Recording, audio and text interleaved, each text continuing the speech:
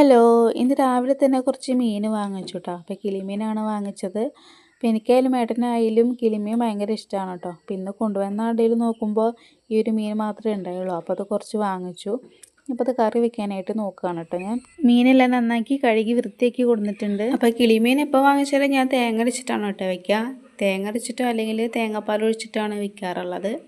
പുളിമുളക് ഇട്ടാൽ അത്ര വലിയ ടേസ്റ്റ് എനിക്കിതിന് തോന്നിയിട്ടില്ല കേട്ടോ. അപ്പോൾ ഞാൻ തേങ്ങ അരച്ചിട്ടാണ് വെക്കണത്.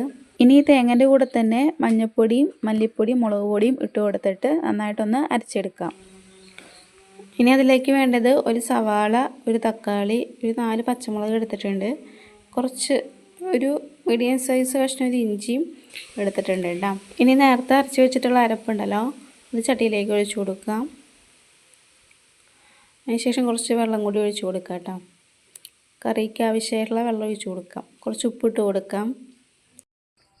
ഇനി അരിഞ്ഞു വെച്ചിട്ടുള്ള ഇഞ്ചിയും പച്ചമുളകും ഇട്ട് കൊടുക്കാം കേട്ടോ. എന്നിട്ട് ഈ അരപ്പൊന്ന് തിളച്ച് വരുമ്പോഴത്തേക്കും സവാളയും പച്ചമുളകും ഒക്കെ ഒന്ന് എണ്ണയിലിട്ടിട്ടൊന്ന് വഴറ്റിയെടുക്കാം. സവാള വേഗം ഒന്ന് വഴന്ന് കിട്ടാൻ വേണ്ടിയിട്ട് കുറച്ച് ഉപ്പിട്ട് കൊടുക്കുന്നുണ്ട്.